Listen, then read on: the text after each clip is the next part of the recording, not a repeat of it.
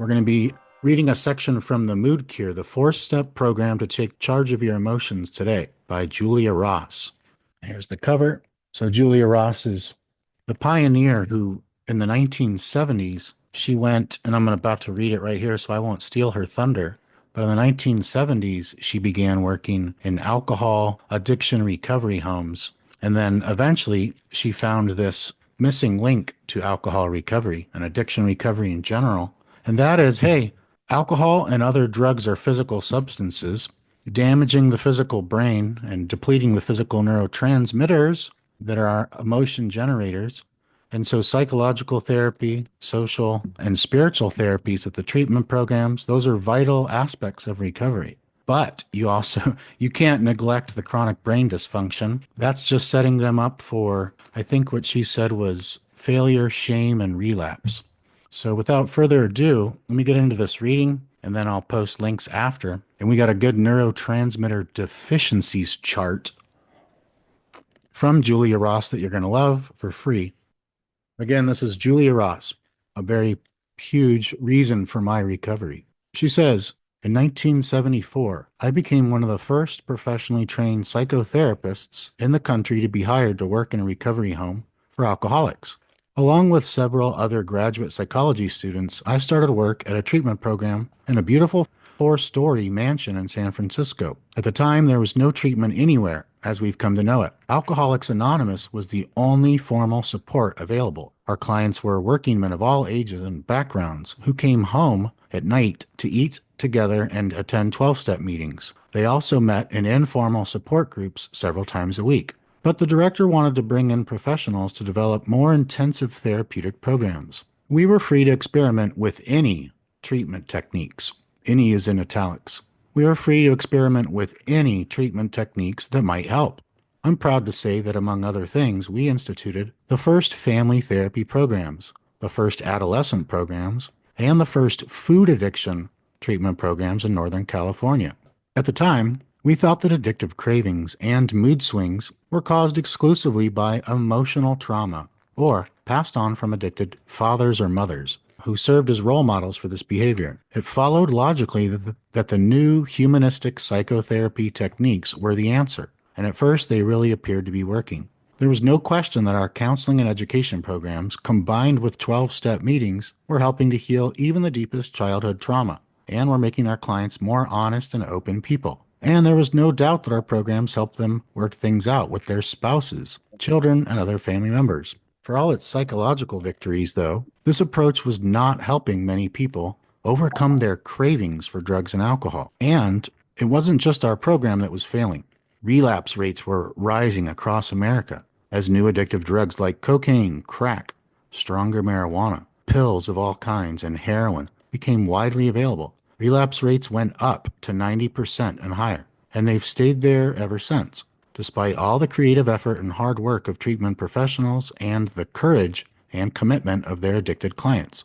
This 90% figure is the inside story. It is the figure that all the treatment program directors I know of admit to. Some tell me their relapse rates are even higher.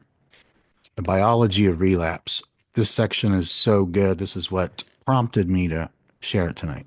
If you have struggled with addiction and actually achieved periods of recovery, you know how good that can look from the outside. You work harder, you make it to more of your children's ball games, and you're more loving to your wife or husband. But you don't feel good. Your inner life stays unhappy, no matter how happy your circumstances and the people you love become. Eventually, that inner unhappiness drives you back to the relief of alcohol or drugs. If your outer circumstances, your home, work, family, and relationships, are also unhappy or stressful, relapse can happen faster. But 90% or more of all addicts relapse regardless of their circumstances, which drugs they've used, how much they want to stay sober and clean. Does relapse happen because of a fatally addictive, flawed personality? No. A 40-year Harvard University study disposed of that myth in 1983. In studying 600 men over 40 years, they found that there was no such thing as an addictive personality. Any personality type could become addicted, but there was an addicted personality. The letters E and D are italicized. Addicted personality. One that could develop as people came under the influence. The same study found that the addicted personality eventually disappeared in those who were able to stay sober. So, if the reason people turn to drugs or alcohol is not because of an addictive personality, what can it be? Is it growing up in an addicted or otherwise disturbing or abusive family? No, again. I remember how shocked I was when I first read the studies showing that children of non alcoholic biological parents who were adopted into alcoholic families did not tend to become alcoholic themselves. But here's where it got even more interesting. Children born to alcoholic biological parents adopted at birth into non alcoholic families did become alcoholic at exactly the same rate as children of alcoholic parents who were raised by their biological parents. What this means is that it's not your upbringing that drives you to addiction as much as your genes, your inherited brain and body chemistry. Scientists are now mapping the genes that predispose us to addiction, just as they're mapping the genes that predispose us to heart disease and cancer. Not surprisingly, the key genes in addiction are the ones that program our brain's mood functions, MOOD, mood functions. If they are faulty, they can program deficiencies in particular brain sites that result in certain built-in bad mood states. Genetic built-in bad mood states. Depending on whether you've inherited deficiencies in serotonin, norepinephrine, endorphin, and or GABA, you'll be attracted to drugs that affect that particular deficiency zone or zones.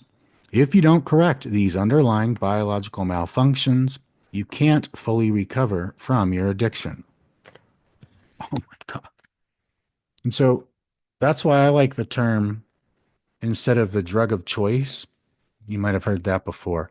My drug of choice is alcohol. Oh, my drug of choice is heroin. It's kind of getting brushed out of the terminology nowadays, but it's still around.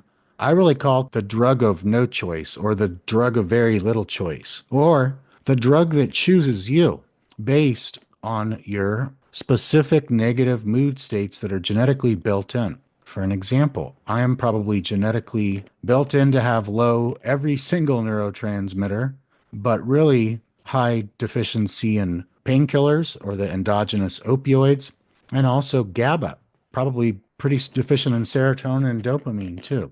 So there's some people in life that their genetics are created and they grow up and have brains that on a very consistent basis, they have really optimum levels of their antidepressants, aka serotonin, their stimulants, aka their catecholamines, within that's dopamine, norepinephrine, and epinephrine, etc.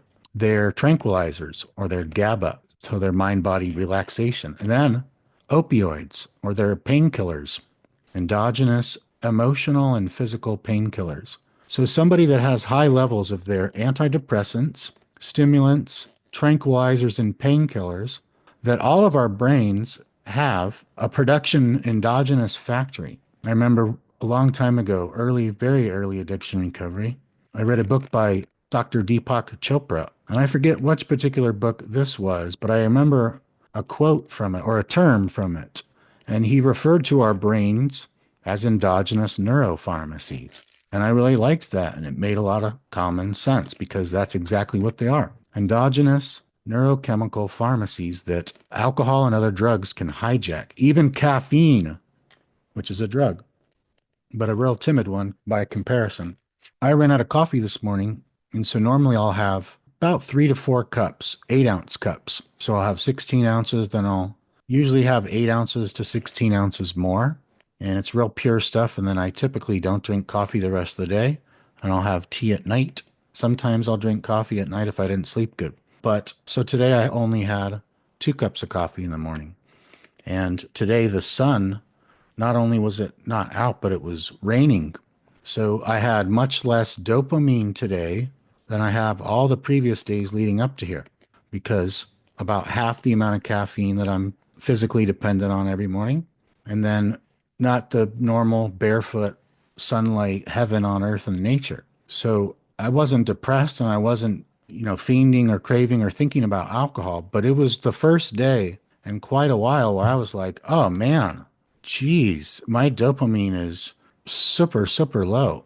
I just didn't have time due to my schedule to go get more coffee and all that type of stuff.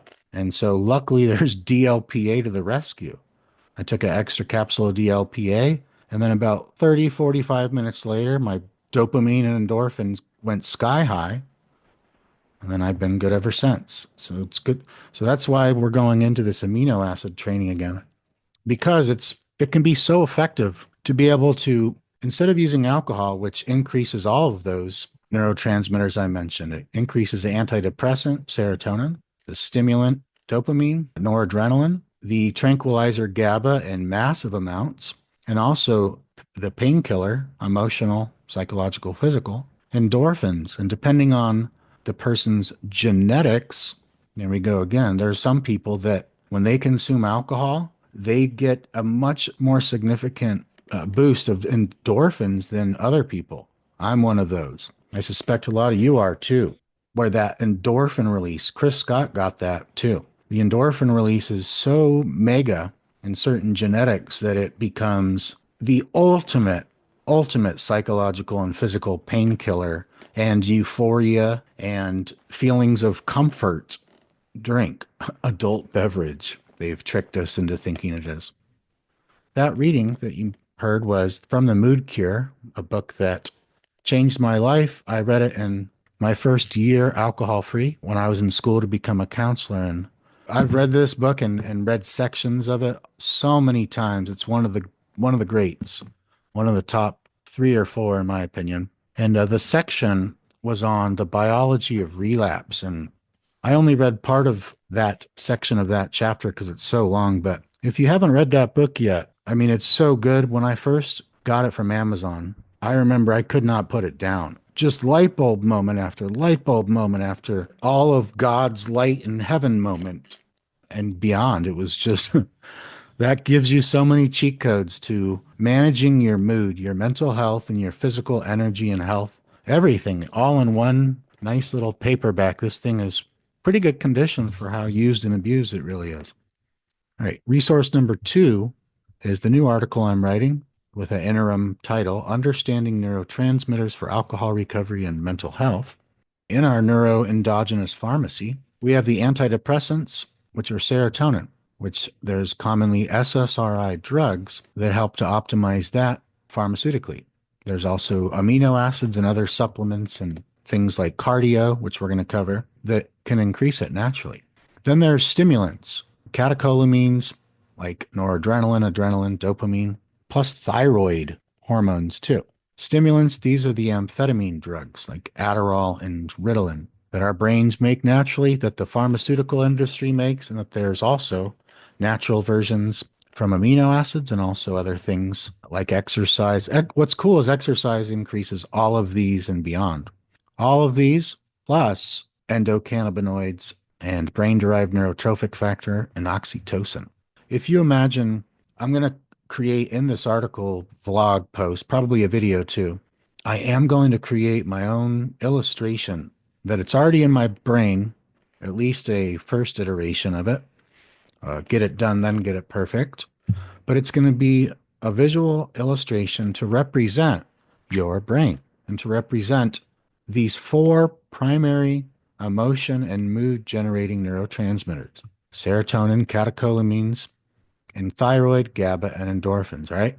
So these 4 classes right here, you can just think of them easily as antidepressants, your natural antidepressants, stimulants, tranquilizers, and painkillers. And so imagine that in your brain's reservoir, to have a really good mood and an emotional state, and to feel good about life, feel comfortable in your own skin, and to feel confident, to feel like your true authentic self. And this, by the way, this comes from, I learned this stuff in the first point from actually Dr. Charles Gant. Then I learned it second and kind of more subjective information from Julia Ross, kind of the feeling states of all this stuff and all the technical first from Dr. Gant. But yeah, I still use it to this day because back when I had a starving brain, what do they mean when they say a starving brain? My reservoirs of my antidepressants, stimulants, tranquilizers, and painkillers, they were low, and they were all very, very low, and especially my painkillers and my tranquilizers, my GABA and my endorphins. But it's important to know that if these are low and they're your emotion and mood generators, and a bunch of other people have good levels of these and they're in a good mood, then using alcohol can, yes, momentarily, maybe 20 minutes, 40 minutes, depending on the person's metabolism of it. It's usually about, for me in the past, it was about 20 minutes to 30 minutes. I would, per drink, I would artificially and actually toxically, artificially boost all four of those that I was low in, and momentarily for that 20 or 30 minutes, raise my blood sugar enough to turn off reactive hypoglycemia symptoms, which can cause the fight or flight stimulant hormones to be released, which can cause cravings or exacerbate alcohol cravings. So alcohol can temporarily make you feel amazing, effing amazing. Can make all your problems go away, at least in your mind, because it shuts off that part of the brain that doesn't care. I mean, alcohol is like liquid fuck it juice. The more like it's dose dependent of the more you increase the dosage in a condensed time of alcohol, the less fucks you give. And then pretty much you get to a certain intox point and a certain duration, you give no fucks about anything, even potentially horrible things.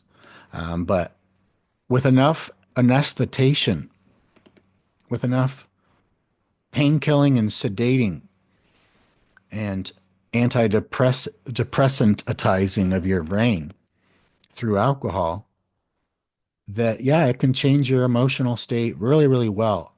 The problem is that all that does is make you more susceptible to having these low reservoirs of these important emotion generating brain chemicals tomorrow. Chris Scott says that when you choose to drink alcohol, or when you drink alcohol today, you're choosing to spend tomorrow's happy chemicals today. What that means is you're using up all your innate antidepressants, stimulants, tranquilizers, and painkillers that you're supposed to save for tomorrow.